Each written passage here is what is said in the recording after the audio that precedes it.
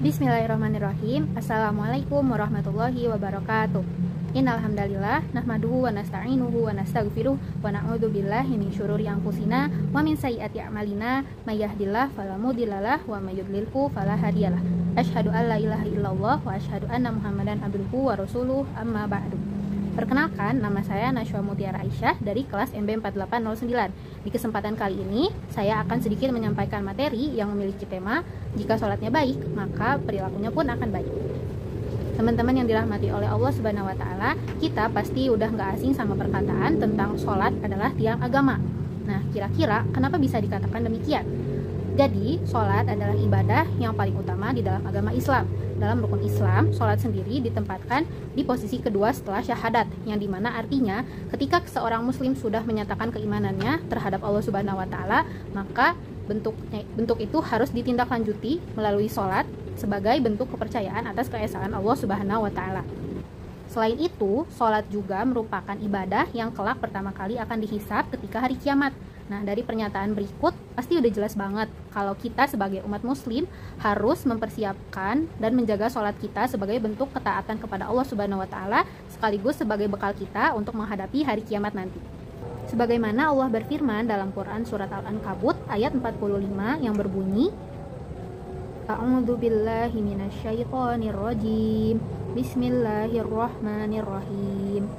Utlu ma uhiya ilaika minal kitabi wa aqimis sholah. Innas sholata tanha 'anil fahsya'i wal munkar wa ladzikrullahi akbar. Wallahu ya'lamu ma tasma'un. Shadaqallahul azim. Yang artinya, bacalah apa yang telah diwahyukan kepadamu, yaitu Alkitab, dan dirikanlah sholat.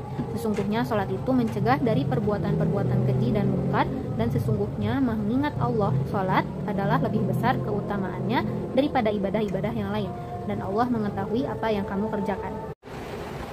Teman-teman semua, dalam Quran surat Al-Ankabut ayat 45 tadi, Allah menjelaskan bahwa sholat memiliki fungsi untuk mencegah kita dari melakukan perbuatan keji dan mungkar. Allah menegaskan bahwa sholat bukan hanya sebagai ibadah spiritual semata, tetapi bisa menjadi benteng bagi para muslim untuk lebih berperilaku, lebih berkelakuan yang baik dan mulia. Nah, orang yang sholatnya baik itu akan terhindar dari ketidakadilan, ketidakjujuran, rasa malas, maupun tidak memiliki tanggung jawab. Orang yang sholatnya baik akan lebih bertanggung jawab, akan jujur, dan akan sabar dalam menghadapi kehidupan. Nah, yang menjadi pertanyaan, gimana sih sholat yang bisa membawa kita sebagai muslim yang memiliki perilaku dan pribadi yang lebih baik itu? Kenapa di saat ini masih banyak muslim yang dirasa kurang dari segi akhlaknya, padahal mereka merasa sudah melaksanakan kewajiban sholat mereka sehari-hari? Nah, apakah jadinya ibadah sholat yang kita laksanakan selama ini sia-sia, teman-teman? Jadi, sholat yang baik itu bukan hanya sekedar sholat yang kita lakukan semata-mata karena kewajiban, teman-teman. Tetapi bagaimana caranya supaya sholat sendiri membawa perubahan yang lebih positif kepada kita pribadi gitu. Nah, ada beberapa aspek yang menjadi penilaian bahwa sholat tersebut sudah dilaksanakan dengan baik dan benar. Yang pertama itu ada dari kesempurnaan dalam gerakan maupun bacaan. Rasulullah SAW bersabda, "Shollu kama ro'aitumuni usolli", yang artinya, sholatlah kalian sebagaimana kalian melihat aku sholat.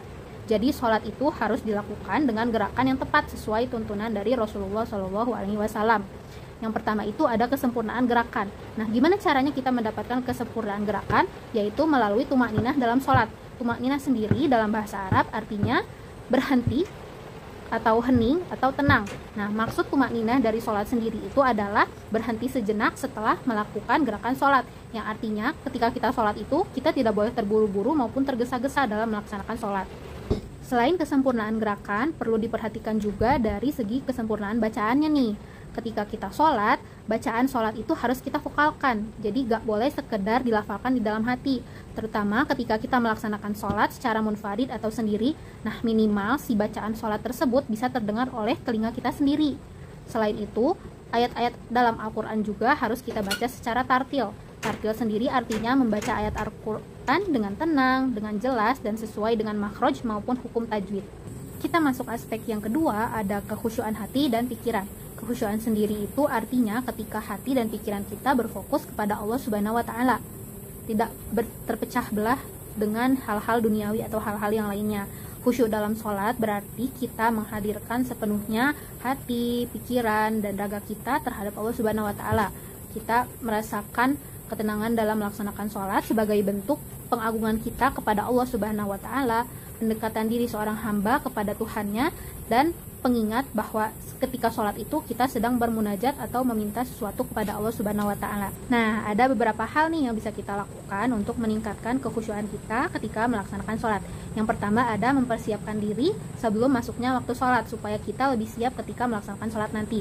Yang kedua ada melakukan persiapan seperti misalnya memakai pakaian yang rapi, kondisi tempat sujud yang rapi, maupun kondisi lingkungan sekitar yang kondusif. Kita masuk ke aspek yang ketiga, ada memahami makna bacaan. Jadi teman-teman, ketika kita sholat dalam kondisi kita mengetahui makna, kita mengetahui arti, mengetahui maksud dari bacaan-bacaan yang kita baca ketika sholat, itu akan menjadikan sholat yang kita laksanakan akan jauh lebih bermakna. Sama halnya kayak kita melakukan kegiatan sehari-hari yang dimana kita pada dasarnya memang menyukai, memang memahami, dan memang menikmati kegiatan tersebut, sehingga kita akan jauh lebih fokus dan lebih menikmati kegiatan tersebut gitu. Jadi sama halnya seperti yang tadi aku jelasin, penting banget buat memahami makna bacaan sholat supaya menjadi pengingat bahwa sholat itu merupakan bentuk komunikasi langsung seorang hambanya kepada Tuhannya dalam bentuk doa-doa maupun pengingat akan perintah dan ajaran agama Islam. Selanjutnya ada aspek keempat atau aspek terakhir dari bagaimana kita bisa menilai bahwa sholat yang kita lakukan itu sudah baik dan benar, yaitu ada aspek konsistensi atau ketepatan waktu dalam melaksanakan sholat. Allah Subhanahu wa Ta'ala berfirman dalam Quran surat An-Nisa ayat 103 yang berbunyi, A'udzubillahi minasyaitonirrajim. Bismillahirrahmanirrahim.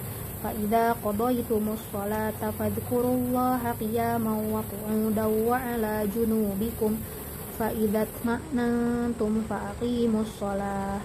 Inna sholata kanat 'alal mu'minina kitaban mawquta. Yang artinya, apabila kamu telah menyelesaikan sholat, berzikirlah kepada Allah, mengingat dan menyebutnya, baik ketika kamu berdiri, duduk, maupun berbaring. Apabila kamu telah merasa aman, laksanakanlah sholat itu dengan sempurna. Sesungguhnya, sholat itu merupakan kewajiban yang waktunya telah ditentukan atas orang-orang mukmin. Bahwa Allah menegaskan sholat sudah diatur waktunya oleh Allah Subhanahu wa Ta'ala. Jadi kita diutamakan supaya bisa melaksanakan sholat di awal waktu dan tepat waktu. Nah, untuk keutamaan ketika kita melaksanakan sholat tepat waktu sendiri, ada di antaranya Allah akan meningkatkan derajatnya, kemudian Allah akan mengampuni dosa-dosanya, dan Allah akan hindarkan dia dari perbuatan keji dan mungkar.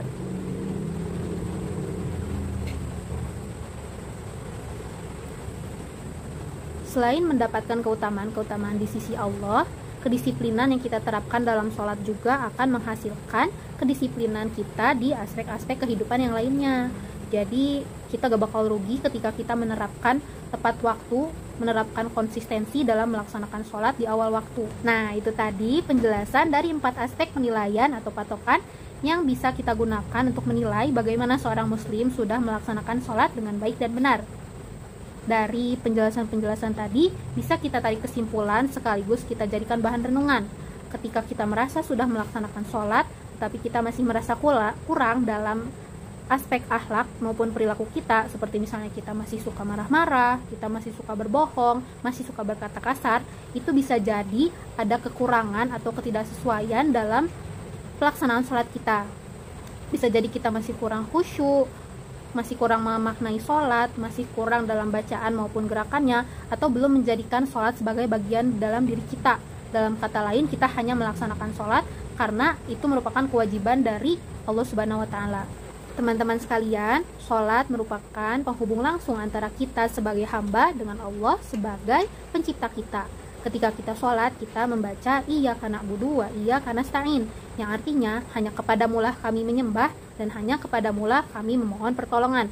Jadi sudah sepatutnya kita menjadikan sholat sebagai ajang latihan spiritual kita yang bisa menumbuhkan ketakwaan maupun sebagai tempat kita memperbaiki diri dalam kehidupan kita sehari-hari.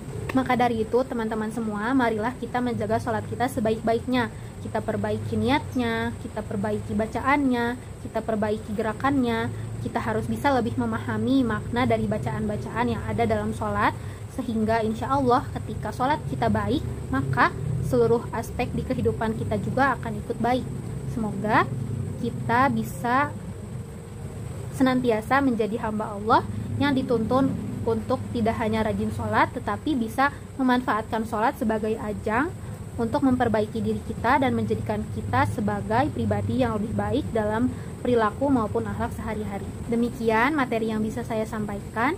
Kurang lebihnya mohon maaf. Semoga apa yang saya sampaikan tadi bisa menjadi ilmu yang bisa kita pelajari dalam kehidupan sehari-hari. Terima kasih atas waktu dan perhatiannya. Wabillahi taufiq wal hidayah. Wassalamualaikum warahmatullahi wabarakatuh.